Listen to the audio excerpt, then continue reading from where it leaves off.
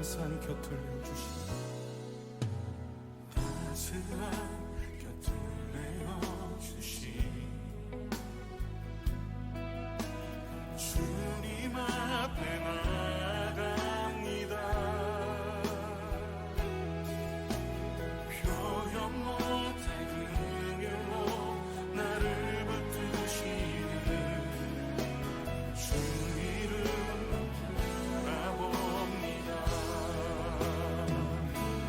매일 마주한 슬픔을 견뎌나가며 주 예수의 마음을 닮아가네.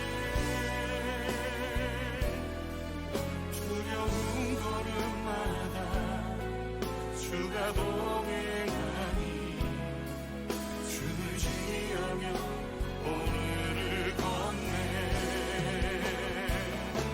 주의 신실한 소망을 깊이 담으며 주 예수의 풍요를 채워가네. 하나님의 자녀로 명예 지켜가며 깊어진 삶을 주께 드리네.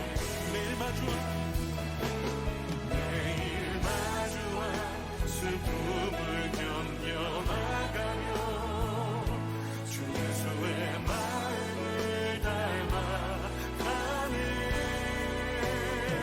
두려운 걸음마다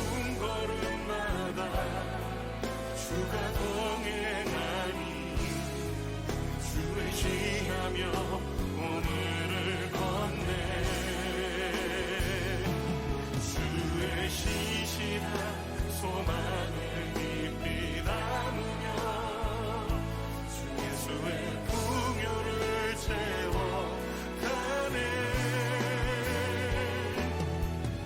하나님의 자녀로 명예 지켜가며 깊어진 삶을 주께 드리네.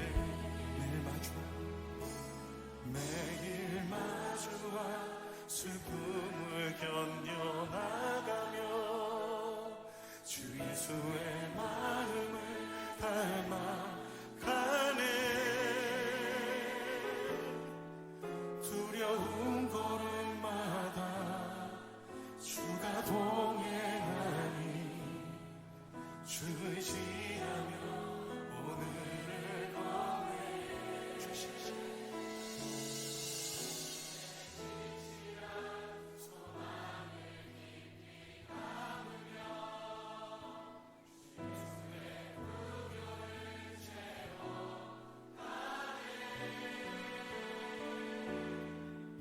하나님의 자녀로 명예 지켜가며 깊어진 삶을 주께 드리네. 하나님의 자녀로 명예 지켜가며 깊어진 삶을 주께 드리네.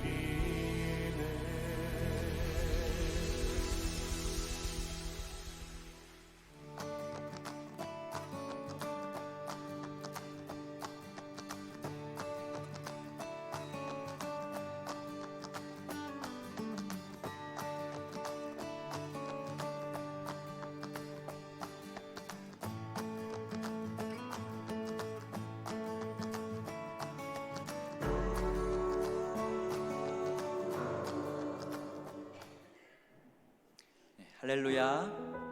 한미장로교회 3부 예배에 나오신 모든 분들을 주님의 이름으로 환영하고 축복합니다. 지금 앞뒤 좌우에 계신 분들과 인사 나누며 또 주의 사랑으로 환영하시겠습니다. 잘 오셨습니다.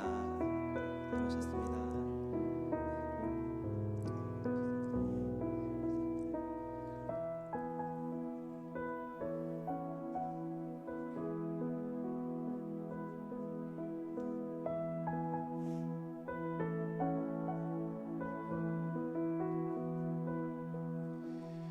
은혜로운 날 보듬으시고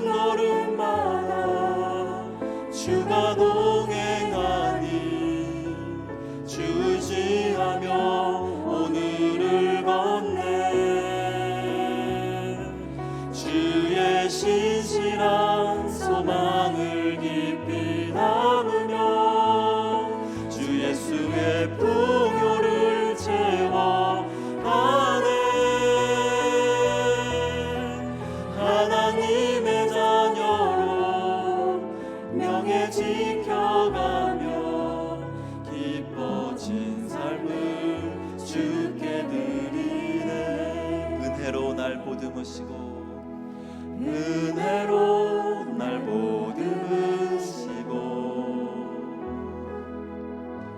사랑으로 품어주셔도 내 마음 한 자락도 지키지 못하는 이 모습 부끄럽습니다. 따스한 곁을 내어주신 주님 앞에 나아갑니다. 표현 못할 긍휼로 나를 붙드시는 주 이름만 바라봅니다. 매일 마주한 슬픔을 견뎌나가며 주 예수의 마음을 닮아가네. 두려운 걸음마다 주가 동행하니 주 의지하며 오늘을 걷네. 주의 신실한 소망을 깊이 담으며 주 예수의 풍요를 채워가네.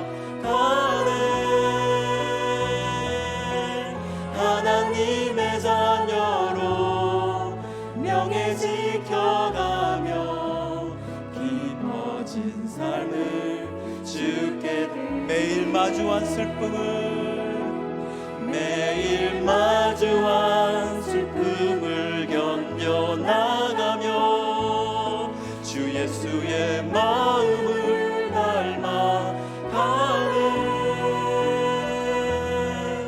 두려운 걸음마다 주가 동행하니 주 의지하며 오늘을 걷네. 주의 신실한 소망을 깊이 담으며 주 예수의 풍요를 채워가네.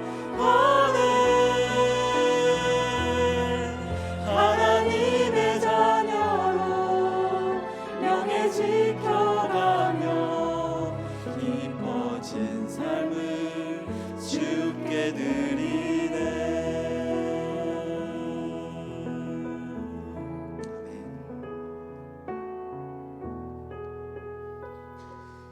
이 시간 자리에서 일어나셔서 기쁨으로 주님을 찬양하며 나아가겠습니다.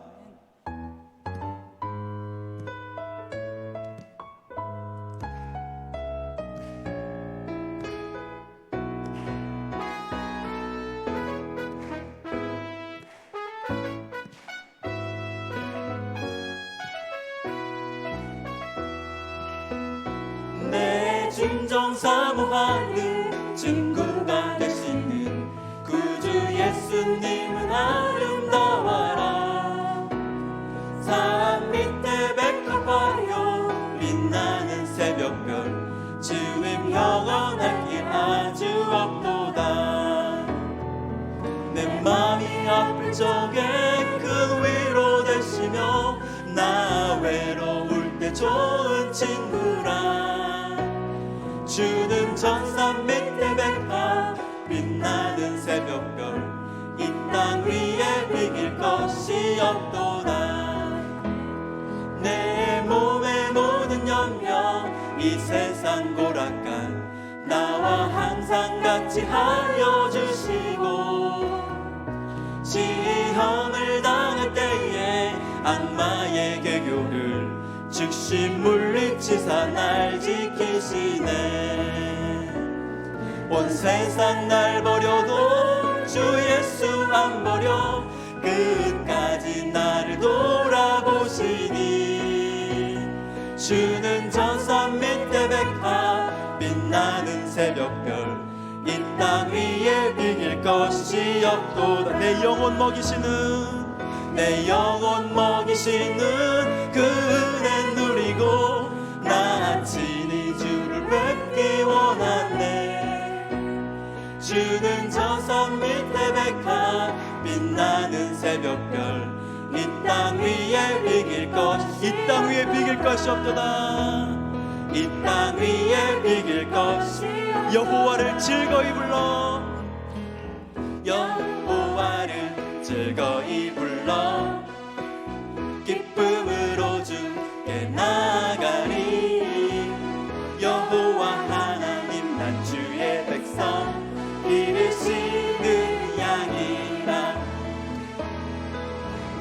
여호와를 즐거이 불러 기쁨으로 주께 나가리 여호와 하나님 난 주의 백성 기르시는 양이라 감사함으로 주를 높이며 그 문에 들어가서 찬송함으로 그 이름을 송축할 다시 한번 찬양할까요? 여호와를 즐거이 불러 여호와를 즐거이 불러 기쁨으로 주께 나가리 여호와 하나님 난 주의 백성 기르시는 양이라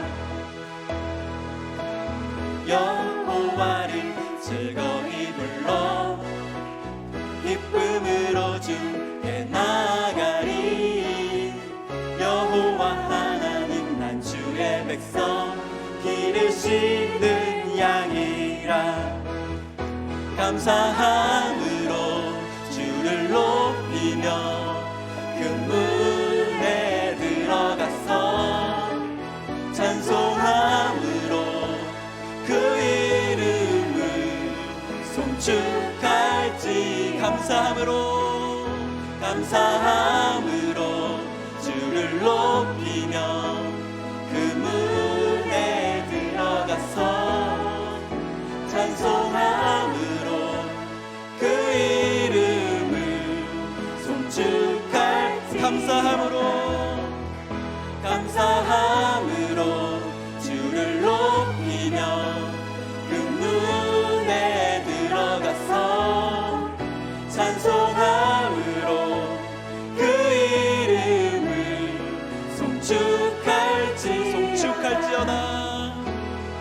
송축할지어다 하나님의 이름을 찬양합니다. 할렐루야. 네,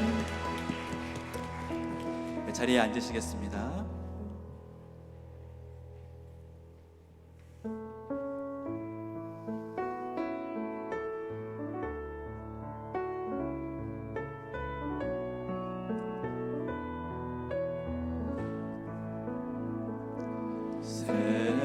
샘물과 같은 모혈은 주님의 피로다 모혈의 죄를 씻으면 정하게 되겠네 저 도적 회개하고서 도적 회개하고서 모혈을 씻었네 저 도적 같은 이 몸도 죄 씻기 원하네 정하게 되겠네 정하게 되겠네 모혈의 죄를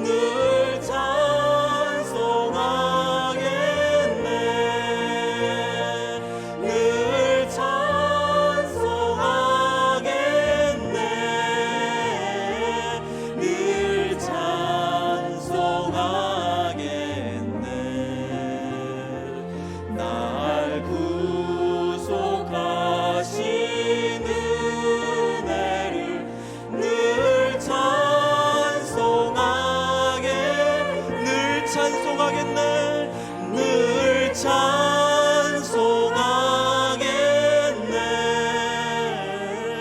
늘 찬송하겠네.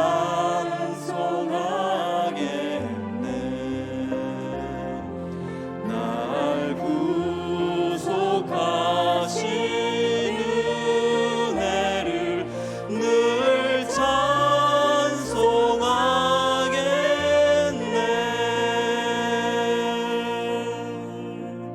아멘. 이 시간 기도하시면서 예배 자리로 나아갑니다.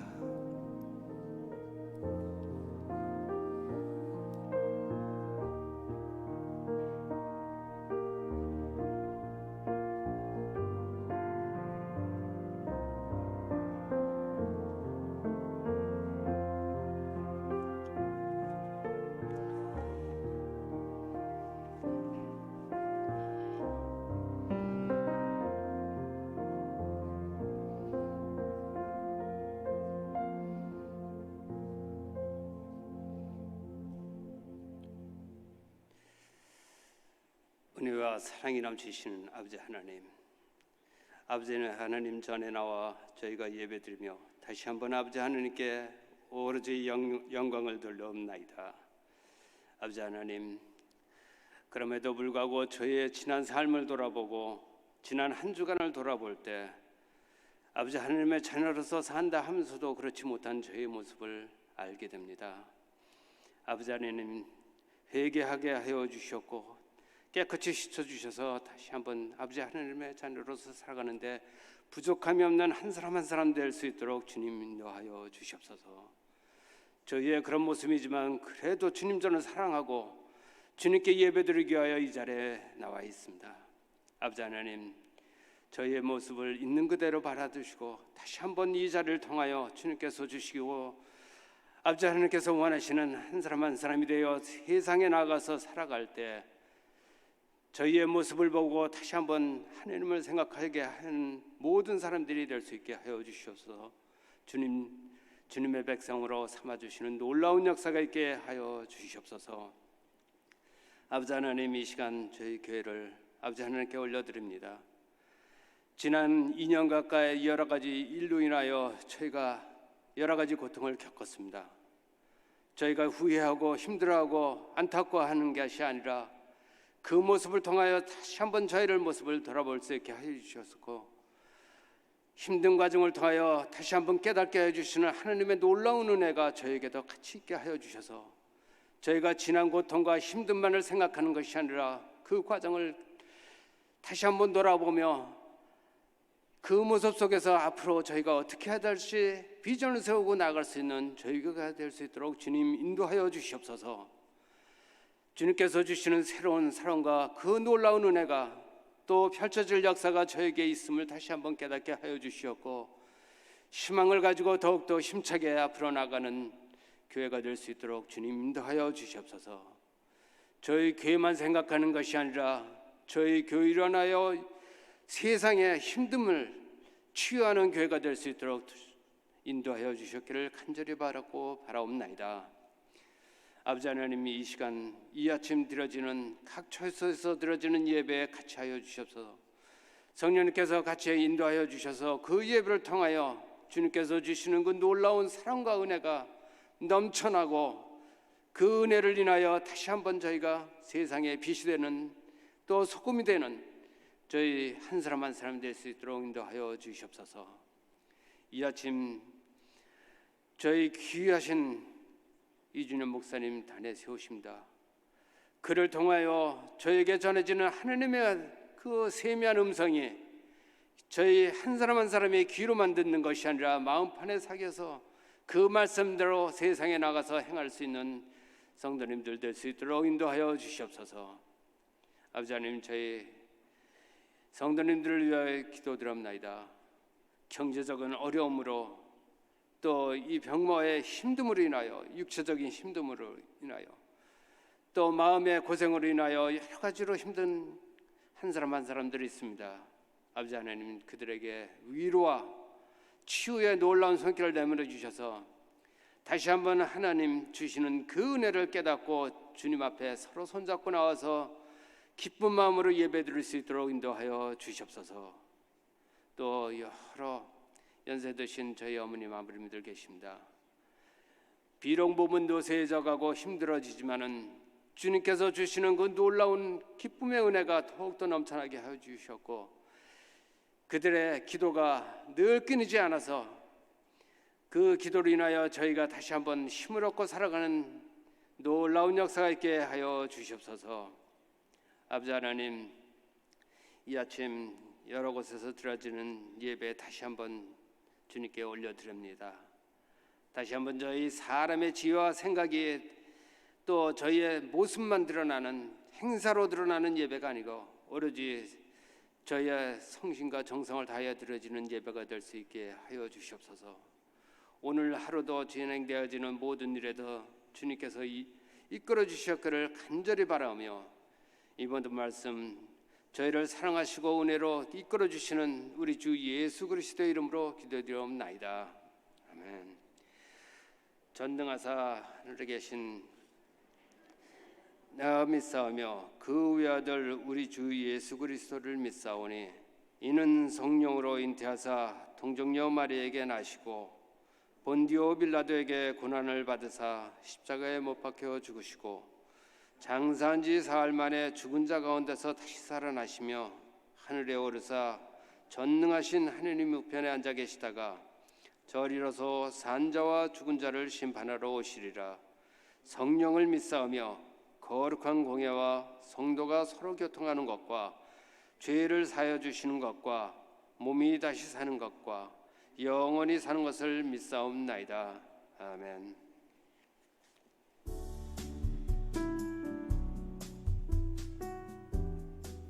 한 주 동안 평안하셨습니까? 햇살이 따스한 10월의 첫 주일, 한미장로교회 예배에 나오신 모든 성도님들을 축복하고 환영합니다. 오늘은 예수의 플랫폼이라는 제목으로 이준현 목사님께서 말씀을 전해주십니다. 말씀을 통해 큰 은혜 받으시기 바랍니다. 첫 번째 소식입니다. 교회의 직분자를 세우고 담임 목사 청빙을 위한 공천위원회와 청빙위원회가 매주마다 모여 교회의 미래를 위해 고민하며 기도하고 있습니다. 보이지 않는 곳에서 땀 흘리며 수고하는 모든 위원회 분들에게 위로와 격려를 부탁드리며 주님이 교회를 세워나가는 일에 계속 기도로 동참해 주시기 바랍니다.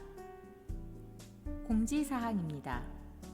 NCKPC 희년 심포지엄 This is our story가 10월 18일부터 3일간 덴버에서 진행이 됩니다. 참가비는 100불이며 참가를 원하시는 분은 홈페이지를 통해서 자세한 내용 확인해 주시기 바랍니다. 마지막 소식입니다. 할렐루야 나잇이 10월 31일 주일 합동예배 이후에 진행됩니다. 할로윈이라는 세상 문화의 어둠을 그리스도의 빛으로 비추는 할렐루야 나잇에 주변의 아이들을 많이 초청해 주시기 바랍니다. 지금까지 하나님의 꿈 보냄받은 우리 한미교회 소식이었습니다. 오늘 예배를 통해 하나님께서 내려주시는 은혜를 사모하며 예배의 자리로 함께 나아갑시다.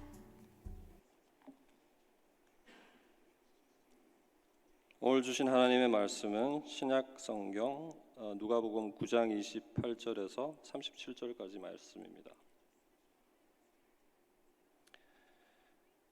이 말씀을 하신 후 8일쯤 되어 예수께서 베드로와 요한과 야고보를 데리고 기도하시러 산에 올라가사 기도하실 때에 용모가 변화되고 그 옷이 휘어져 광채가 나더라.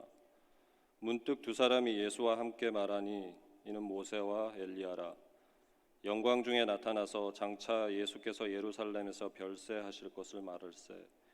베드로와 및 함께 있는 자들이 깊이 졸다가 온전히 깨어나 예수의 영광과 및 함께 선 두 사람을 보더니 두 사람이 떠날 때에 베드로가 예수께 여짜오되 주여 우리가 여기 있는 것이 좋사오니 우리가 초막 셋을 짓되 하나는 주를 위하여 하나는 모세를 위하여 하나는 엘리야를 위하여 하사이다 하되 자기가 하는 말을 자기도 알지 못하더라. 이 말할 즈음에 구름이 와서 그들을 덮는지라. 구름 속으로 들어갈 때에 그들이 무서워하더니 구름 속에서 소리가 나서 이르되 이는 나의 아들 곧 택함을 받은 자니 너희는 그의 말을 들으라 하고 소리가 그침에 오직 예수만 보이더라. 제자들이 잠잠하여 그 본 것을 무엇이든지 그때에는 아무에게도 이르지 아니하니라. 이튿날 산에서 내려오시니 큰 무리가 맞을세.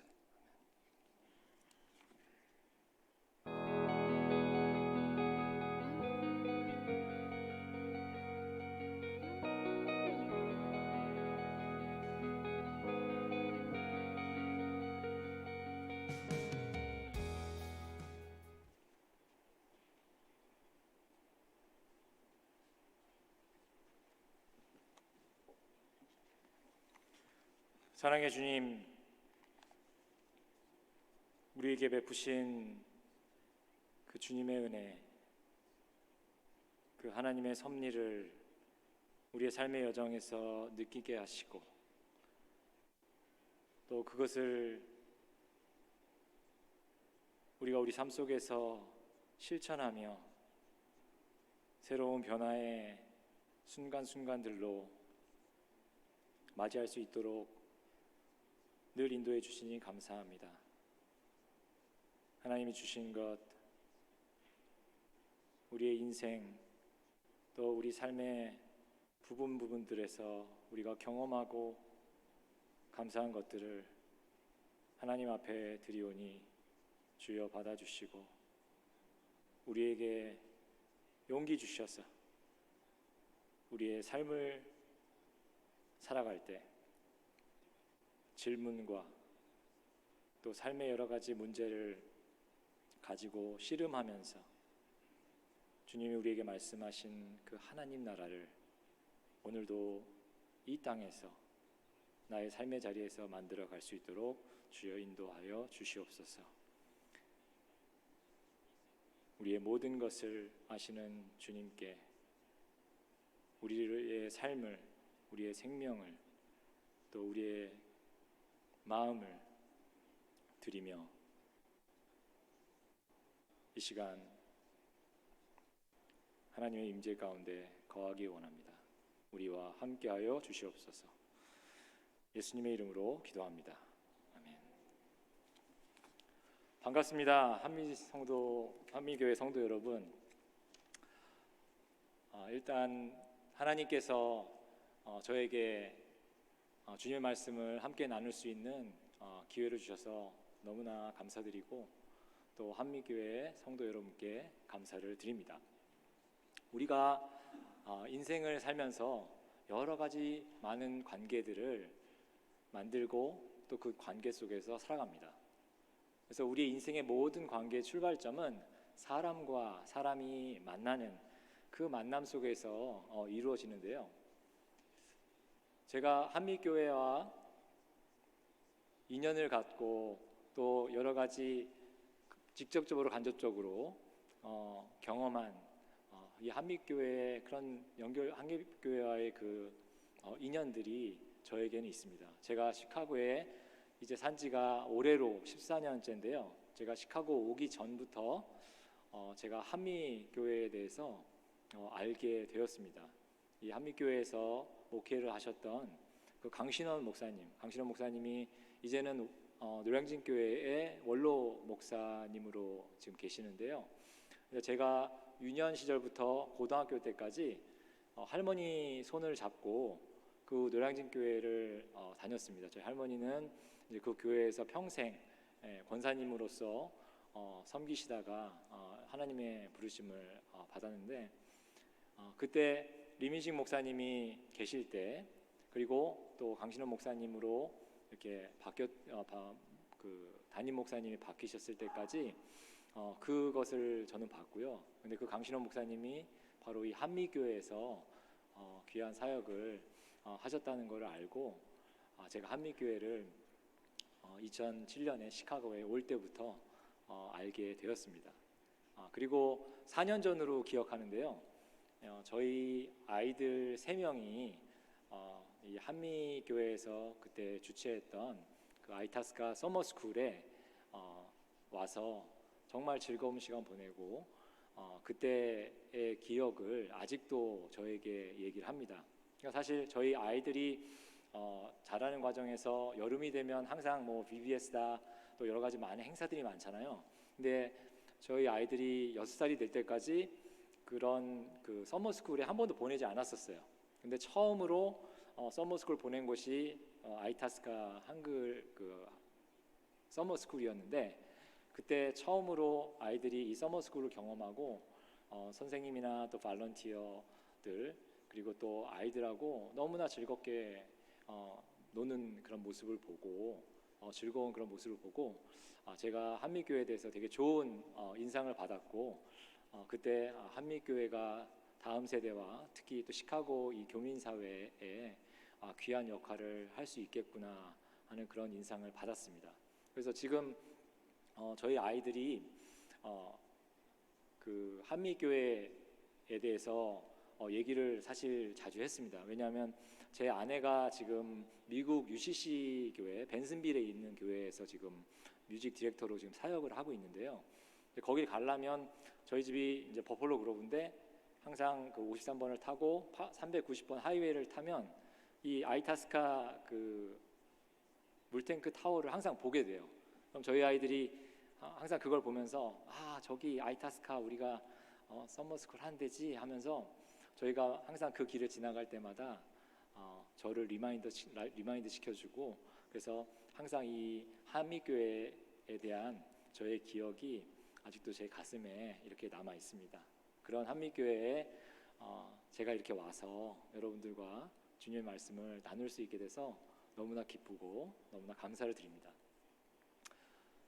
정말 우리가 살고 있는 이 삶에서 우리는 여러 가지 많은 생각을 하고, 또 특히 우리가 살고 있는 이 삶의 현장 속에서, 삶의 자리에서 우리는 매일매일 살아갑니다. 그것을 우리가 플랫폼이라고 우리가 부를 수 있겠죠.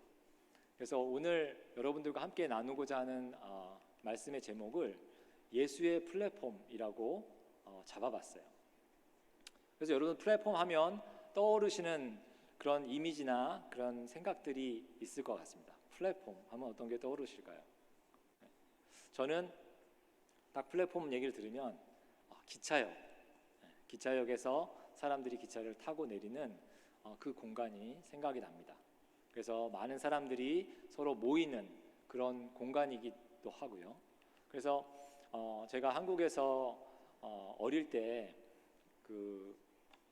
늘 지하철을 타고 학교를 오고 갔던 그런 기억을 떠올리면 항상 이 플랫폼에 대한 좋은 기억들, 추억으로 많이 남아 있습니다. 특히 한국에는 뭐 지하철이 워낙 많이 발달해서, 그래서 제가 대학원을 다닐 때 지하철을 많이 이용했는데, 항상 지하철 이용하면서 저에게 좋았던 그 지하철 구간이 있었는데 그게 바로 1호선 구간이었어요. 왜냐하면 1호선은 그 지하에서 이렇게 지상으로 이동하는 그런 구간이 있거든요. 그래서 거기서 이제 또 다른 또 지하철을 타기 위해서 갈아탔는데, 말 그대로 지하철이 아니라 지상으로 올라와서 갈아타는 그런 것들이 저에게는 너무나 좋은 추억이었습니다. 근데 한국에서는 이 지하철에서 기차를 기다리는 곳을 승강장이라고 하죠. 그래서 그 승강장에 대한 그런 좋은 추억들이 있고, 그 승강장에 있는 매점에서 또 맛있는 것도 사 먹으면서 친구들과 기다리면서 얘기도 나누고 했던 그런 추억들이 있습니다. 여러분들도 그런 추억들이 있을 것 같아요. 그래서 이 플랫폼이라는 것은 바로 이렇게 사람과 사람이 만나는 곳, 그래서 사람과 사람을 연결하고 또 어떤 가치와 정보들을 공유하는 공간을 이루는 그런 말로 우리는 또한 알고 있습니다. 또 특히 지금 우리가 살고 있는 이 21세기에는 이 플랫폼이라는 말이 이제 굉장히 일상적인 말이 됐어요. 왜냐하면 우리는 지금 이 온라인 플랫폼, 이제는 우리 현실 세계보다 더 우리의 삶을 많이 차지하고 있는 이 온라인 플랫폼에서 우리는 너무나 많이 살고 있습니다. 뭐 예를 들어볼까요? 뭐 구글 통해서 우리는 항상 메일을 체크합니다. 우리 손안에 있는 세상, 이 셀폰의 세상에서 우리는 한순간도 사실 벗어날 수가 없죠. 또 페이스북, 또 여러 가지 소셜 미디어들이 항상 우리의 삶의 플랫폼 중에 하나입니다. 뭐 요즘은 뭐 말할 것도 없이 쇼핑하면 다 아마존을 통해서 하는 분들이 많습니다. 그리고 뭐 영상이라든지 모든 것들이 이제 유튜브를 통해서 많은 것들을 우리가 접하게 되고요. 애플이란 회사, 또 넷플릭스를 통해서 이제 영화, 여러 가지 예술적인 것들을 우리가 접하게 됩니다. 아마 이런 것들이 이제는 우리의 삶에 너무나 곳곳에 들어와 있기 때문에 이제 이 온라인 플랫폼에 살고 있다는 것을 어느 누구도 부정할 수 없을 것입니다. 또한 우리가 살고 있는 또 하나의 큰 플랫폼이 있죠. 그것은 바로 코로나 팬데믹입니다. 이제 이 코로나 팬데믹은 어느 누구도 부정할 수 없는 사실이 되었고요. 이제 세계적인 팬데믹이 되어서 우리에게 공포를 줄 정도로, 그래서 늘 우리가 마스크를 쓰고 또 어디를 가면 소셜 디스턴싱을 해야 하고 하는, 정말 우리의 일상이 완전히 바뀐 그런 삶, 그런 플랫폼에 살고 있습니다. 그래서 뭐 지금은 이제 많이 백신이 보급되어서 이제 팬데믹이 끝나고 이제 엔데믹으로 간다는 말을 하는 사람도 있지만, 아직도 여전히 우리의 삶의 플랫폼에 큰 부분을 차지하고 있는 것이 바로 이 코로나 팬데믹이라고 우리는 알고 있습니다. 그래서 요즘은 비대면 하는 모임들이 많이 많아졌죠. 학교든 뭐 직장이든 아직도 집에서 일하는 사람들이 너무나 많고요. 그리고 심지어는 교회까지 예배를 비대면으로, 특히 줌이라는 플랫폼을 통해서 예배를 드리는 그런 교회들도 많이 있습니다. 이처럼 우리가 상상할 수 없었던 일들이 이제는 온라인에서 또 여러 가지 다른 방식의 플랫폼을 통해서 우리는 거기에 발을 디디고 살고 있습니다. 그리고 또 우리 인간이 만들어낸 여러 가지 과학 기술로 인해서 이제는 또 다른 플랫폼들이 사실 우리를 맞이하고 있어요. 아니 어쩌면 이미 벌써 우리 안에 들어와 있는 그런 것들이 많습니다. 뭐 증강현실이라든지 아니면 뭐 AI라든지 인공지능이 벌써 우리의 삶에 들어와서 많은 부분들이 이제는 전자화되고 또 로봇들이 우리의 어떤 삶의 부분들을 대신하는 그런 것들을 우리는 이미 경험하고 있죠. 그 다음에 요즘은 또 메타버스라는 그런 용어도 등장해서 확장된 가상세계, 그래서 메타라는 뭐뭐를 넘다 혹은 뭐뭐 후라는 뜻의 메타라는 언어와 세상, 세계라는 유니버스라는 그 두 말이 혼합되어서 메타버스라는 것을 이야기하면서 이제는 우리 현실 세계보다도 더 멋지고 더 가능한 세계, 아니 우리 현실 세계에서 할 수 없는 일들을 이 가상 현실 세계, 가상 세계에서 경험하는 것들이 점점 더 많아지고 있죠. 심지어는 뭐 비즈니스도 이제는 그 메타버스라는 그 플랫폼을 통해서 점점 확장되고 있다는 것도 우리가 소식을 들을 수 있습니다. 이처럼 우리가 살고 있는 이 삶의 플랫폼은 너무나 다양한 방식으로 지금 우리 앞에 펼쳐져 있고요. 실제로 우리는 그런 삶의 플랫폼 속에서 살고 있습니다. 그렇다면 이런 삶 속에서 살고 있는 우리, 21세기에 살고 있는 우리에게 주어지는 질문들이 있을 것 같아요. 그래서 저는 여러분들에게 세 가지 질문을 드리고 오늘 우리의 말씀으로 들어가는 그런 길잡이로 삼고 싶습니다. 첫 번째는 과연 인간으로 산다는 게 뭘까? 뭐 어떻게 보면 당연한 얘기인데, 그런데 그 당연한 얘기가 이제는 너무나 많이 세상이 변했기 때문에 그 온라인 플랫폼에서 살고 있는 우리에게 어쩌면 이 질문이 원초적이지만 정말 궁극적인 질문이 되어가고 있는 것 같습니다. 그래서 인간다움이라는 게 도대체 무엇인가? 인간으로 산다는 게 무엇인가? 그것이 우리에게 새로운 물음이 되고 있어요. 특히 요즘 시대를 어떤 학자들은 포스트 휴머니즘 또 트랜스 휴머니즘이라고까지 부르면서 인간됨 그 이상의 어떤 것들을 이야기하면서 정말 우리 인간 삶에 대해서 다시 반성하고 또 새롭게 조명하는 그런 작업들을 하고 있는 학자들도 있습니다. 인간이란 무엇인가? 인간으로 산다는 게 무엇인가? 그럼 두 번째 질문은 바로 우리가 인간으로서 산다는 게 무엇인가를 조금 더 구체화하면, 우리의 삶에 적용한다면 여러분이 서 있는, 여러분이 살아가고 있는 플랫폼은 지금 안녕하십니까? 여러분의 플랫폼은 지금 어떤 삶의 자리로 되어가고 있습니까? 바로 이 질문을 우리가 오늘 말씀을 묵상하기 위해서 조금 더 제가 이것을 구체적으로 또 옮긴다면, 그렇다면 우리가 살고 있는 이 삶의 자리, 나의 플랫폼과 예수님이 말씀하셨던 그 플랫폼, 예수님이 2000년 전에 살아가셨던 그 예수님의 삶의 자리, 그 삶의 자리에서 말씀하셨던 하나님 나라라는 그 플랫폼은 그 나의 플랫폼과 도대체 어떤 상관이 있는가? 2000년 전에 살았던 사람들은 예수님을 직접 보고 경험했고, 그렇기 때문에 어찌 보면 그들이 예수님의 그 하나님 나라의 운동을 가까이서 경험했던 사람들이지만 우리는 그렇지가 않잖아요. 그럼에도 불구하고 이 예수님의 하나님 나라의 선포가 지금 나의 삶과는 무슨 상관이 있는가? 그것을 우리가 한번 고민해 봤으면 좋겠습니다. 바로 우리는 예수님을 따라 산다라고, 또 예수님의 그 길을 따른다고 하는 제자도의 삶을 살기로 결단한 사람들입니다. 그 예수님의 길을 쫓는다는 것, 그것을 내 삶에서 쫓는다는 것이 어떤 의미인지, 그것을 우리가 우리의 삶을 통해서 어떻게 하나님의 나라를 경험하는지, 그것을 오늘 우리가 함께 묵상했으면 좋겠습니다. 결론부터 말씀드리면 바로 삶의 변화, 우리의 삶의 플랫폼에서, 삶의 자리에서 우리가 만들어내고 또 우리가 가꾸어내는 삶의 변화, 그 삶의 변화를 통해서야지만 바로 예수가 보인다. 바로 그 예수님이 말씀하셨던 하나님 나라를 우리가 볼 수 있고, 그것을 발견할 수 있고 또한 실천할 수 있다는 것입니다. 나의 삶을 통해서, 나의 삶의 변화, 그것을 통해서 우리가 믿고 고백하고 따르겠다고 하는 그 예수님, 그 예수님을 우리가 보고 만날 수 있다는 것이죠.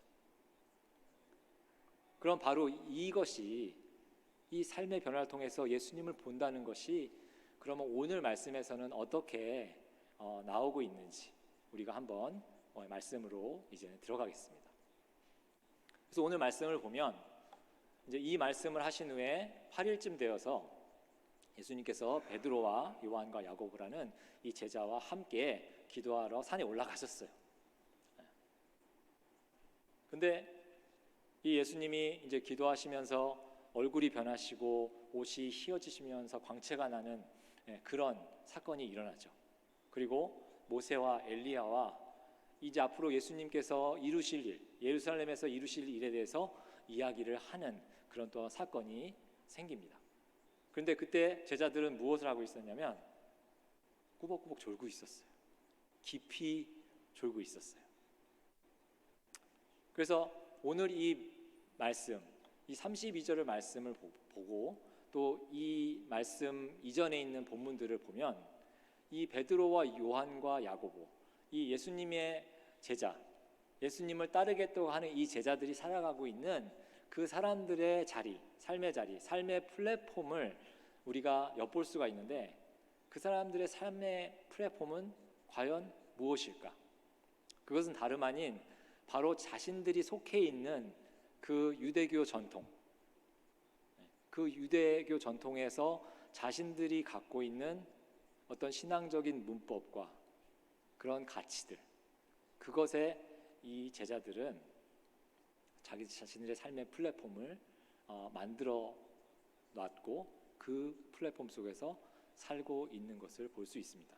그래서 예수님이 이 땅에서 하나님 나라 운동을 하시고 정말 하나님의 나라 운동을 통해서 많은 기적을 통해서 또 치유함을 통해서 병 고치는 은사를 통해서 많은 사람들에게 이 하나님의 나라가 뭐라는 것을 이렇게 보여주시기 위해서 이 땅에서 그런 많은 운동을 하셨는데, 이 제자들은 그 예수님 보여주신 그 기적과 그런 것들을 어떤 하나의 센세이션으로 좀 생각을 했던 것 같아요. 아, 저 사람, 아 그래, 구약 성경에서 예언된 그분, 이제 메시아, 이제 이 땅에 오셔서 왕으로 되실 분, 그분을 내가 쫓아야 되겠다. 그분이 하시는 일을 보니까 너무나 멋있어. 이건 진짜 마술과 같은 일들이 막 펼쳐지고, 내가 그분 옆에 있으면 뭔가 엄청난 보상을 받을 것 같아 라는 생각을 했을 것 같습니다. 그렇기 때문에 이 제자들은 그 자신의 전통에서 말해지고 예언이 되어진 그 예수님을 이 제자들은 지금 쫓아가고 있는 것입니다. 그래서 오늘 말씀에 보면 38절에 이제 예수님의 용모가 변하고 그 변화산의 그 트랜스피규레이션의 그 사건이 일어났고, 그래서 모세와 엘리야가 대화를 하는 그 모습을 거의 끝자락에 되어서야 이제 베드로가 깼습니다. 깨서 보고 그 베드로가 이제 예수님께 이렇게 얘기해요. 선생님, 우리가 여기 있는 게 좋겠습니다.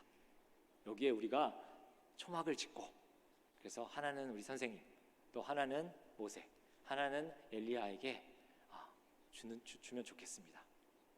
근데 누가복음 성서 기자는 바로 여기서 베드로가 자기가 하는 말을 자기도 알지 못했다고 이렇게 지적을 하고 있어요. 그러면 이 성막, 이 초막이라는 게 무엇이냐? 이게 사실 바로 그 유대교 전통에서 하나님의 임재가 있다고 여겼던 바로 그 장소, 그게 성막입니다. 영어로는 태버네클이라고 하고요. 그리고 오늘 우리가 읽었던 그 성서 본문에서는 바로 이 초막을 그리스어로는 쉐키나라는 표현을 쓰고 있어요. 바로 이 쉐키나, 이 성막은 바로 이 베드로와 이 제자들이 완전히 자신의 삶의 뿌리가 되었던 그 유대 전통의 아주 핵심적인 그런 개념입니다. 바로 그것을 이 제자들은 지금 예수님의 그 변화산 사건 앞에서 지금 이 얘기를 하고 있는 거예요. 예수님, 우리 여기서 그냥 삽시다. 선생님, 제가 선생님도 초막 하나 짓고, 모세와 또 엘리야. 모세와 엘리야는 어떤 사람이죠? 모세는 바로 그 하나님의 말씀, 토라, 구약 성경에서 하나님의 말씀이라고 하는 그 토라, 특히 십계명을 받은 그 지도자로 유명하고, 또 출애굽을 한 이 지도자로 유명한 사람이죠. 그럼 엘리야는 어떻습니까? 엘리야는 바로 갈멜산에서 바알 선지자들과 영적인 전쟁을 펼쳤던 그런 사람, 또 하늘로 승천된 그런 엘리야죠. 바로 이 유대 전통 속에서 가장 핵심적인 인물들이라고 해도 과언이 아닐 정도로 바로 그 인물들이 예수님과 대화하는 것을 보고 그 끝자락에 지금 베드로는 우리 초막셋을 짓고 여기서 삽시다 라고 말씀하고 있는 거죠. 더더욱이 이 이스라엘 전통, 유대 전통에서 또 중요한 것이 바로 뭐였냐면 바로 예루살렘 성전입니다. 이 예루살렘 성전은 이 이스라엘 백성들에게는 자신들의 삶의 중심, 자신의 세상의 중심이라고 여길 정도로 바로 핵심이 되는 그 하나님의 임재를 또한 상징하는, 즉 초막 시대를 거쳐서 이제 440년이 지난 그 다윗 시대에 와서 또 솔로몬 시대에 와서 이 성전이 지어지죠. 그래서 이제는 어떤 장소로서의 그 하나님의 임재를 상징했던 그런 건물이 바로 이 예루살렘 성전입니다. 근데 이 예루살렘 성전이 어떻게 됐나요? 주후 70년에 로마 장군 타이투스에 의해서 완전히 무너지죠. 이 예루살렘의 무너짐은 곧 이스라엘 백성들에게는 세상의 무너짐과 똑같았습니다. 그래서 이 성전 중심의 그 종교성과 그 영성들이 이제는 성서, 텍스트, 텍스트 중심의 그 종교성과 영성이 이 유대 전통에서 강조되면서 이 랍비 시대에 랍비 전통이 생기게 되는 것입니다. 그래서 이 쉐키나라는 말은 사실 구약 성경에는 나오지도 않아요. 발견되지도 않고, 이 쉐키나라는 말은 이제 예루살렘이 무너지고, 예루살렘 성전이 무너지고 그 이후에 이제 랍비들이 이제는 성전 중심이 아닌 이제 성서 텍스트 중심의 그 영성과 종교성을 유대교 안에서, 유대 전통에서 갖기로 하고, 그래서 이제는 성서를 해석하고 읽는 그 전통이 중심에 서게 되죠. 그래서 이 바로 쉐키나라는 이 말, 이 하나님의 임재와 하나님의 영광을 가리키는 이 말이 랍비 문헌에서 사용되었던 용어입니다. 근데 그 용어가 바로 우리 본문에서 이 베드로가 주님, 선생님, 우리가 여기서 그 쉐키나 초막을 짓고 여기서 삽시다 라고 했던 바로 그 초막인 것입니다. 바로 이만큼 이 제자들의 삶의 플랫폼은 이 유대 전통, 그 자신이 갖고 있는 이 종교적인 문법에 완전히 고착돼 있었어요. 그래서 그 고착된 그 베드로와 다른 제자들의 마인드를 예수님은 아시고, 그 변화산 사건에서 어떤 일이 일어나죠? 구름이 이제 그 모세와 엘리야와 얘기했던 그 모습이 가려집니다. 가려지고 목소리가 들리는데 이는 내 사랑하는 아들이다. 그의 말을 들어라 하면서 예수님만이 이제 보이게 되죠. 바로 이 변화산 사건은 단지 예수님이 얼굴이 변하고 예수님이 이제 앞으로 예루살렘에서 할 일을 앞서 보여주면서 뭔가 놀라운 사건, 모세와 엘리사 말했던 그 사건이 난 그런 사건 때문에 이게 변화산 사건이 아니라, 저는 바로 이 베드로와 요한과 야고보, 이 예수님을 따른다는 제자들의 삶을 변화시킨 아주 중요한 사건이라고 저는 이 말씀을 해석을 합니다. 바로 예수님의 변화산 사건은 바로 이 제자들의 삶의 변화, 제자들의 삶의 플랫폼의 변화를 요청하는 예수님의 초대였던 것입니다. 그래서 예수님은 이 31절 말씀에서 바로 예수님이 말씀하고자 하는 이 변화산 사건을 통해서 주고자 하는 그 변화가 무엇인지 31절에서 우리가 볼 수 있습니다. 예수께서 예루살렘에서 이루실 일, 곧 그의 죽으심에 대하여 말하고 있었다라고 이 누가복음 기자는 말을 하고 있어요. 여기서 예수님께서 예루살렘에서 이루실 일, 그것을 이 그리스어로는 엑소돈이라고 표현했어요. 그러니까 우리가 잘 알고 있는 바로 그 엑소더스라는 용어를 이 본문에서 쓰고 있습니다. 바로 이 엑소더스는 뭐냐면 이 유대 전통의 핵심이라고 할 수 있는, 그리고 하나님의 임재와 하나님의 영광이 나타난다고 믿었던 장소적 의미에서의 그 예루살렘 성전, 이제 그 성전으로 예수님이 가서 정말 그 예루살렘 성전의 중심으로, 그 예루살렘 성전의 문법에 갇혀 있는 그 사람들을 깨우치기 위해서, 변화시키기 위해서 예수님은 그곳을 가고 있고, 그곳에서 예수님이 십자가를 통해서 보여주시고자 하시는 그 놀라운 자기 비움의 사건을 지금 예수님은 얘기하고 있는 것입니다. 그래서 예수님은 지금 여기서 누가복음 기자는 엑소더스를 이야기하고 있는 것이죠. 그래서 이 하나님의 임재, 그 쉐키나, 또 초막, 또 예루살렘 성전으로 상징되는 이 하나님의 임재에 대해서 예수님은 이제는 예수님의 그 급진적인 해석을 통해서 이제 하나님 나라는 어떤 장소에, 그리고 유대 전통의 문법에 고착된 머무는 그런 것이 아니라 이 하나님의 나라는 바로 하나님의 통치, 인간의 생명, 또 하나님의 진리가 살아 숨쉬면서 사람의 삶을 변화시키는 바로 그 통치가 이루어지는 그것이 하나님의 나라라고 예수님은 말씀을 하고 있는 것입니다. 그래서 이 예수님의 변화의 사건은 바로 하나님 자신이 자신을 십자가에 내어 던지는 자기 비움의 사건이었던 것입니다. 그러나 제자들은 그걸 몰랐어요. 예수님이 기도하러 산으로 같이 데리고 갔지만 제자들은 그것을 알지 못했습니다. 그래서 자고 있었어요. 그러다가 끝자락에 모세와 엘리야가 예수님과 얘기하는 거 보니까 뭔가 또 센세이션 같은 게 일어날 것 같구나. 와, 모세, 엘리야, 와, 이 사람들 우리 유대 전통에서 대단한 사람들이지. 뭔가 대단한 일도 일어나겠구나.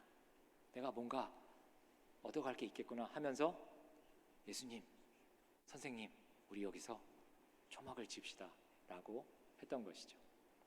근데 예수님의 변화의 사건은 바로 하나님이 하나님 자신을 비운 그런 자기 비움의 사건이었습니다. 그래서 독일의 여성신학자 도로시 젤레라는 학자가 있는데요, 그 학자는 바로 이런 하나님의 실제에 대해서 겔라센 하이트라고 불렀습니다. 이것은 바로 뭐냐면 하나님이 자기 자신을 비우는 그것을 말하는 것이고요. 이 학자는 하나님이 하나님 되기 위해서는 우리가 우리 스스로의 문법과 우리 스스로의 전통과 우리 스스로의 언어로 만든 우상적인 하나님을 거부해야 된다라고 얘기할 정도로 바로 이 하나님이 우리에게 보여주신, 예수님을 통해서 보여주신 이 사건은 바로 자기 비움의 사건, 변화로의 요청을, 변화로의 초대를 부르는 사건입니다. 그러나 베드로는 알지 못했어요. 자기가 무슨 말을 하는지도 알지 못했던 것입니다. 그래서 예수님은 지금 제자들에게 그 예수님의 하나님 나라의 운동을 끊임없이 얘기하고 있었던 것입니다. 그래서 오늘 말씀 35절에 보면 이제 구름이 와서 모세와 엘리야의 모습이 이제 감추어지죠. 없어지죠.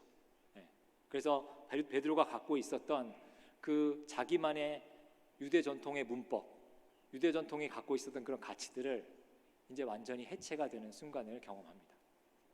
그리고 그의 말을 들으라라는 말을 듣죠. 그리고 요한복음에서도 보면 바로 이 예수의 말을 들으라. 예수님이 하나님 나라 운동을 하시면서 예수님이 하시는 그 말씀, 그것을 듣고 거기에 머무르라고 이야기하고 있습니다. 근데 그 당시 사람들은 어땠나요? 심지어는 제자들까지도 예수님이 말씀하는 하나님 나라의 진리를 알지 못했어요. 그 예수님의 그 말씀에 머무르지도 못했어요. 왜? 그 머무르는 것이 너무나 힘들었기 때문에. 자신이 갖고 있었던 문법들, 자신이 갖고 있었던 그런 교리들, 자신들이 갖고 있었던 전통들을 포기를 하고 비워야지만 그게 가능한데, 근데 그것이 너무나 힘들었던 것이죠. 그렇지만 예수님은 내 말에 머무르면 그러면 너희들이 진리를 알게 될 것이다. 그리고 진리가 너희를 자유롭게 할 것이다 라고 말씀을 요한복음에서도 하고 있습니다. 그러나 제자들은 자기가 갖고 있는 전통, 자기가 갖고 있는 종교적인 문법에 갇혀서 자유할 수가 없었어요. 그래서 예수님은 이 하나님 나라를 통해서 자신의 제자들에게 진리를 말씀하시고, 이 진리가 너희를 자유케 할 것이다. 야, 너희들 갖고 있는 그 문법, 그 너희들이 갖고 있는 종교적인 전통, 왜 거기에만 머물러 있니? 너희들의 삶은 자유롭지가 않아 보이는구나 하면서 예수님은 하나님 나라를 통해서 진리를 말씀하신 것입니다. 이 진리가 그리스어로는 알레데이아라고 하는데요, 이 알레데이아는 두 가지 단어가 조합돼서 만들어진 말입니다. 아라는 부정 접두사하고 이 레떼라는 말이 합쳐진 말인데요, 레떼는 여러분들이 잘 알고 계실 겁니다. 이 그리스 신화에서 사람이 죽으면 이제 지하 세계로 가게 되잖아요. 근데 그 지하 세계로 가기 위해서 거쳐야 되는 강이 5개가 있는데 그 중에 마지막 강이 바로 이 레떼의 강입니다. 그래서 지하 세계로 가기 전에 자기가 삶 속에서 했던 모든 것들을 이제 지우고 이제 죽음의 세계로 들어간다고 해서 그 레떼의 강이라고 불렀던 것이죠. 근데 바로 이 성서에서 말하는 이 진리, 이게 그리스어로는 알레테이아인데, 이 레떼는 바로 이 망각이라는 뜻인데, 거기에 부정접수사 아가 붙어서 망각을 깨는, 망각을 벗어나는, 은폐된 것을 탈은폐시키는 그런 뜻이 바로 진리입니다. 그래서 오늘 말씀에서도 본 것처럼 제자들은 예수님이 기도하러 왔는데 분위기 파악을, 상황 파악을 못하고 있어요. 그래서 깊이 잠들고 있었습니다. 바로 그 잠들고 있는 제자들, 자신의 문법과 자신이 갖고 있는 그 전통 속에 매몰되어 있는 이 제자들을 불러내서 깨우고 있는 것, 그게 바로 예수님이 하나님 나라 운동에서 말씀하셨던 진리고 메타노이아였습니다. 이 메타노이아는 바로 생각의 변화라는 것입니다. 하나님께서 하나님 나라 운동을 처음 시작하실 때, 또 세례 요한이 그 하나님 나라 운동, 예수님이 오시는 것을 준비하기 위해서 가장 많이 했던 말들이 뭐였냐면 바로 때가 가까이 왔다, 회개하라, 그 말이죠. 예수님도 그 말을 하셨고 세례 요한도 그 말을 했습니다. 거기서 바로 회개하라는 그 말이 바로 이 메타노이아입니다. 근데 우리는 회개라는 말을 들으면 보통 우리는 어떻게 생각하죠? 막 이렇게 울고 죄를 고백하고, 그런 것들로 많이 좀 영적인 의미로 우리가 이해를 하고 있는데, 사실 이 메타노이아라는 원래의 뜻은 생각을 바꾸라는 뜻입니다. 생각을 바꾸라. 생각을 바꾸라. 지금 때가 가까이 왔다. 그 종말론적인 상황을 그 예수님이 그 당시에 얘기하시면서 생각을 바꿔라. 생각을 바꿔라. 그러니까 그 당시 살고 있는 사람들에게는 얼마나 위험한 사람으로 느껴졌겠어요. 와, 예수라는 사람 나타나서 우리 보고 생각을 바꾸란다. 근데 사람들은 변하는 걸 싫어하잖아요. 내가 살고 있는 그 삶에서 그냥 편하게 자족하며 거기에 만족하며 사는 것을 사람들은 좋아합니다. 왜? 그게 안전하고 편안하기 때문에. 근데 예수라는 사람이 나타나가지고 생각을 바꿔라. 하나님 나라가 가까이 왔다 라고 말하니까 사람들은 그 예수를 그렇게 좋아하지 않았습니다. 심지어는 예수님을 따른다고 하는 제자들도 하나님의 나라의 그 진리를 모르고 있었어요.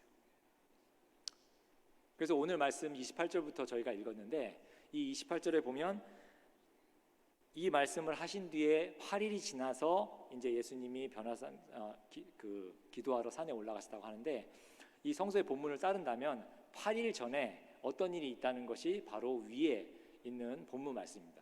그 9장 27절에 23절에 보면 이런 말씀이 나와요.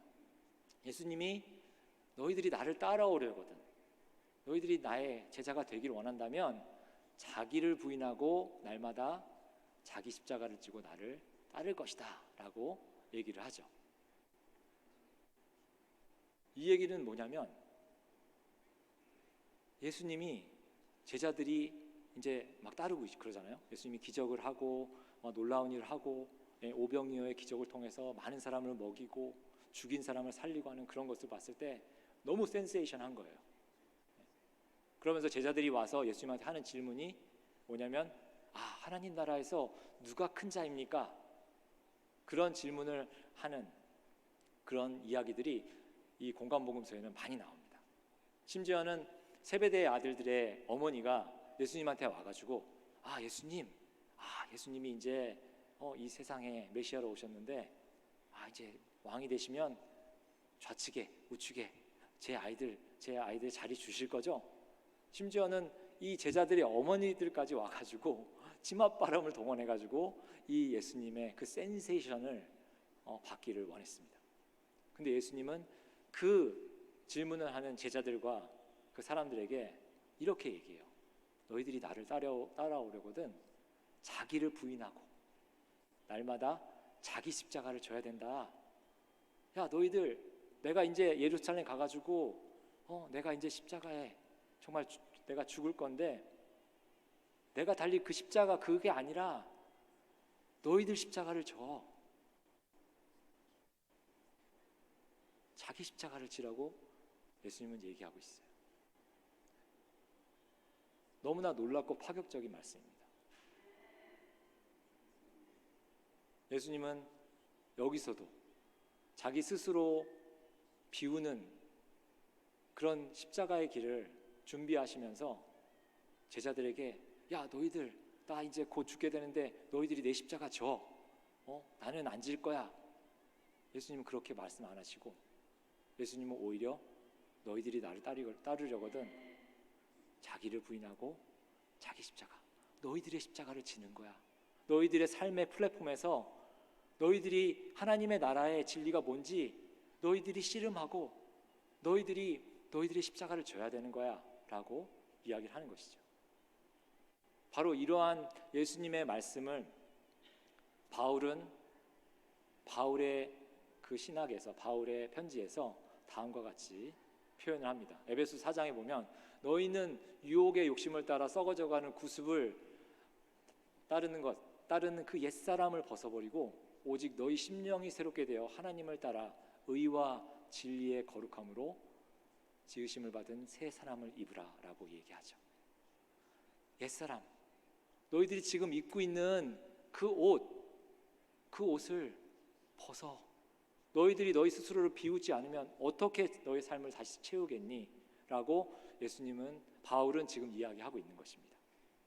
그 옛사람이 내가 몸담고 있는 그 전통 속에서 말하는 그런 신앙의 문법, 신앙의 교리, 그것이 도구화됐다면 그 옷을 벗어버리라는 얘기입니다. 그것을 벗지 않으면 새 옷을 입을 수가 없다라고 바울도 이야기하고 있습니다. 바로 이 새 사람을 입고 또 자기 십자가를 지라는 바로 이 말씀이 오늘 우리에게, 이 21세기를 살고 있는 우리에게 우리 주님이 말씀하고 있는 삶의 변화의 요청이라고 믿습니다. 그렇다면 이 예수님이 말씀하신 이 하나님 나라, 이 하나님 나라의 그 진리, 하나님 나라의 생명, 그것으로 우리가 거듭나기 위해서는, 새 사람이 되기 위해서는, 나의 삶의 플랫폼을 바꾸기 위해서는 우리는 무엇을 해야 할까요? 저는 예수님의 말씀을 통해서 두 가지로 정리를 할 수 있었습니다. 첫 번째는 배움입니다. 배움.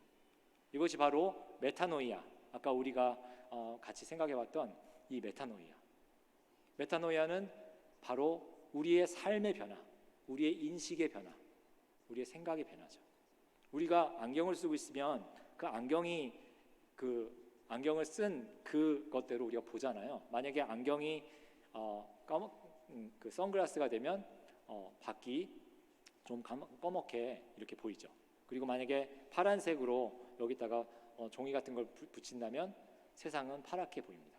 즉 우리가 바라보는 그 인식, 그 생각을 변화라는 것이 바로 메타노이아고, 그것이 예수님이 하나님 나라 운동을 통해서 말씀하셨던 이 배움의 진리입니다.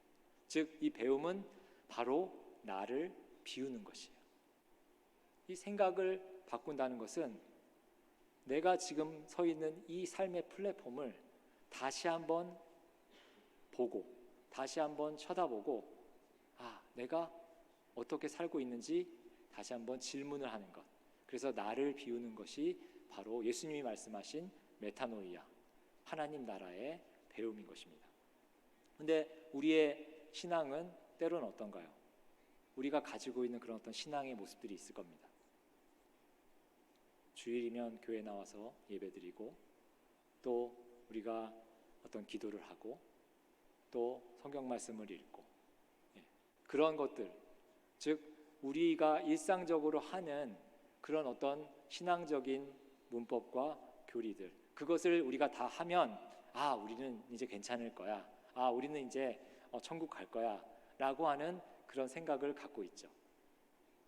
그러니까 우리의 그런 신앙적인 문법과 신앙적인 그런 전통, 그런 것들이 어떤 하나의 병처럼 병 안에 안전하게 담겨져 있어서 그 밖을 넘어가는 것을 우리는 상상하고 싶어 하지 않습니다. 어떤 조금이라도 변화가 오면 그것을 우리는 두려워해요. 우리는 변화를 두려워합니다. 근데 바로 저런 병 속에 담겨 있는 어떤 박스, 어떤 우리가 정해놓은 프레임과 문법 속에 갇혀 있는 신앙은 생명력 있는 신앙이 될 수가 없겠죠. 그래서 예수님은 하나님 나라 운동에서 가장 중요하게 말씀하셨던 것이 바로 이 배움입니다. 두 번째로 예수님이 말씀하셨던 것, 그것은 바로 사랑입니다.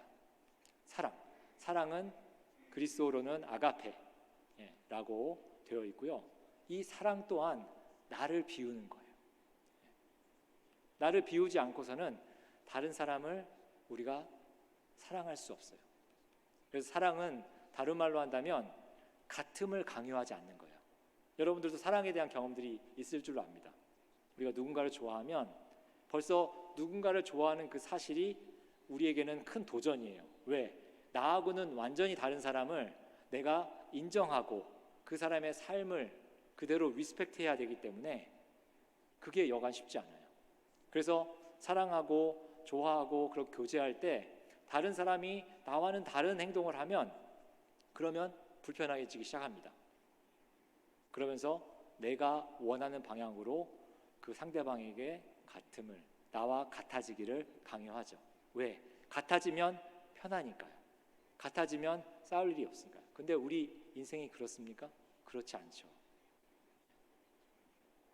그래서 제가 아는 분이 그런 얘기를 하더라고요. 사람 변화시키는 거 이거 쉬운 게 아니야. 사람 변화시키는 거는 스님이 자기 머리에다가 머리핀 꽂는 것보다 더 힘들어. 그렇게 얘기했어요. 저는 그 말을 듣고 한편으로는 이거 참 재밌는 말이구나라고 생각했지만 정말 우리의 삶의 모습을 정확히 표현하는 말인 것 같아요. 우리는 변화를 싫어합니다. 다른 사람하고 다른 것을 용납할 수 없을 때가 너무나 많아요. 이게 종교적이든 문화적이든 정치적이든 같음을 강요하는 것들이 우리에게 너무나 많습니다. 나만의 문법, 나만의 도구마, 나만의 교리에 빠져서 그것으로 상대방을 다 판단하려고 그래요. 넌 나와 다르구나. 넌 나와 친구가 될 수 없어. 너는 내 적이야. 너하고는 이제 더 이상 교제를 할 수가 없어. 이렇게 얘기를 한다는 것이죠. 근데 예수님은 어떤 말씀하셨습니까? 이 구약 성경에서도 이 하나님의 말씀, 토라의 제일 핵심적인 말씀이 바로 사랑의 두 계명인데 하나님을 사랑하고 이웃을 내 몸과 같이 사랑하라. 그 레위기 16장에 있는 말씀이죠. 그 말씀이 예수님은 그것을 더 급진적으로 해석해서 예수님은 어디까지 나가죠? 내 원수까지도 사랑하라 라고 얘기하죠. 예수님은 이 사랑이 얼마나 힘들다는 것을 우리에게 말해주고 있습니다. 그래서 예수님은 스스로 자신을 비우시고 그 십자가의 길을 가신 것이죠. 그래서 예수님은 내가 너희를 사랑한 것 같이 너희들도 서로 사랑하라 라고 하나님 나라 운동에서 그 말씀을 하신 것입니다. 그래서 이 사랑은 너무나 어려운 깨달음이에요. 제가 박사 논문의 주제가 사실 사랑인데 아이리스 머독이라고 영국 철학자를 가지고 제가 논문을 썼는데 이 아이리스 머독이라는 학자도 사랑을 그렇게 표현했어요. 나 자신을 넘어서는 나 자신밖에 다른 존재를 그 존재에 대한 어려운 깨달음, 그게 바로 사랑이다. 나와 다른 존재가 있다는 것을 깨닫는 것, 그것이 사랑이다. 그것을 예수님도 이 하나님 나라에서, 하나님 나라 운동에서 말씀을 하고 있습니다. 바로 예수님의 플랫폼, 예수님이 말씀하셨던 플랫폼인 하나님 나라는 바로 사랑과 배움을 통해서 우리가 갖고 있는 그런 삶을 포기하는 게 아니라 내가 가지고 있는 그 문법과 내가 가지고 있는 어떤 종교적인 또 문화적인 그런 코드와 그런 가치들을 다 그냥 포기하는 것이 아니라 그 우리 삶의 플랫폼에서 삶을 다르게 살라는 초대이고 요청이라고 믿습니다. 그래서 이 삶의 변화를 예수님이 오늘도 우리에게 말씀을 하고 있고요. 특히 우리가 함께 예수님을 따르겠다고 모인 공동체로서의 교회도 바로 이 플랫폼의 변화를 이루어내야 할 그런 삶의 자리라고 믿습니다. 그래서 교회가 단지 우리 안에 우리가 그냥 우리 스스로 만족하는 어떤 신앙적인 문법과 어떤 교리와 또 어떤 가치들, 그것들에만 머무르는 그 신앙이 아니라 베드로가 말했던 여기 초막을 짓고 여기서 그냥 지내는 게 어떻습니까? 라고 말했던 그런 고정되고 고착된 그런 신앙이 아니라 이제는 변화와 성숙과 창조를 위해서 열려있는 그런 삶의 변화를 이루는 그 자리가 바로 우리 교회의 자리가 되어야 될 줄로 믿습니다. 그래서 이 우리 교회 안에서, 특히 우리 한미 장로교회 안에서 바로 이런 플랫폼들의 변화가 있었으면 좋겠어요. 이 하나님의 은혜는 사실 신비한 겁니다. 공짜예요. 이유가 없어요. 그리고 까닭이 없습니다. 이게 바로 구약 성경에서도 나타나고 있는 말인데, 특히 이 하나님의 신비는 우리가 우리의 언어로, 우리의 생각으로 규정할 수가 없는 것이에요. 만약에 우리가 그걸 규정할 수 있다면 그건 더 이상 하나님이 아니죠. 그거를 규정할 수 없기 때문에, 그리고 그것이 우리 삶에 나타나서 그것을 우리가 끊임없이 찾아 나서는 그 우리의 삶의 여정이 바로 신앙인 것입니다. 근데 그 구약에서는 바로 이 하나님의 은혜를 어떻게 표현하냐면 상대방의 눈에서 은혜를 발견했다라고 그렇게 표현을 해요. 그래서 저는 우리 한미 장로교회가 이제는 새로운 영적인 플랫폼이 되어서 정말 여러분들의 눈을 통해서 상대방이 은혜를 발견하고 또 이 교회에 오는 사람들, 그분들이 와서 여기서 쉼을 얻고 또 기쁨을 얻고 또 하나님이 우리에게 보여주신 그 놀라운 신비를 체험할 수 있는 플랫폼이 되기를 간절히 소망합니다. 그래서 이 한미 장로교회 안에서 정말 그 하나님의 임재를 경험하고 또 하나님의 영광을 경험하고 또 그것을 가지고 이제 세상에 나가서 아직도 자신의 삶에 갇혀있고 또 자신들의 문법에 갇혀있는 그 사람들에게 하나님의 생명과 사랑을 나누는 그런 세상으로 나아가는 그런 아름다운 공동체가 되기를 간절히 소망합니다. 자, 그럼 이 시간 우리 같이 결단의 찬양을 부르시면서 오늘 주신 말씀을 다시 한번 묵상을 하겠습니다.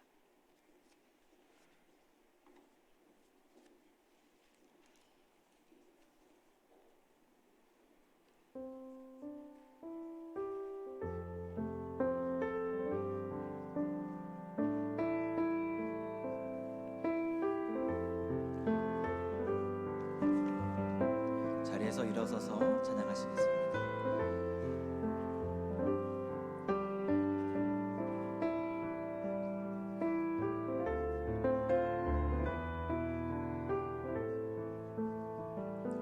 주님이 홀로 가신 그 길 나도 따라가오. 모든 물과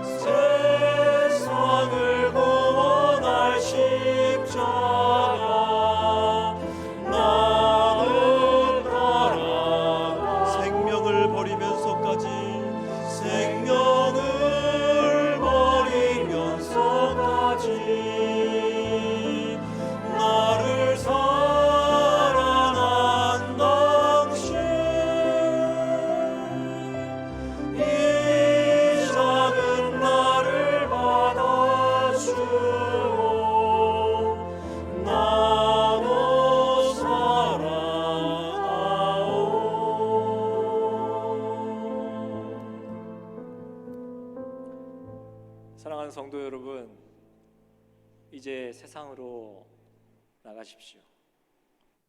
세상으로 나가서 주님이 우리에게 말씀하셨던 그 하나님 나라의 진리, 배움과 사랑을 통해서 나의 삶을 먼저 변화시키고 나를 비우는 그 한 발 한 발을 통해서 주님이 우리에게 말씀하시는 그 진리, 정답을 찾는 것이 아니라 정말 우리 삶 속에서의 구체적인 그 표현들을 찾아 나서는 여러분들의 삶이 되시기를 간절히 소망합니다.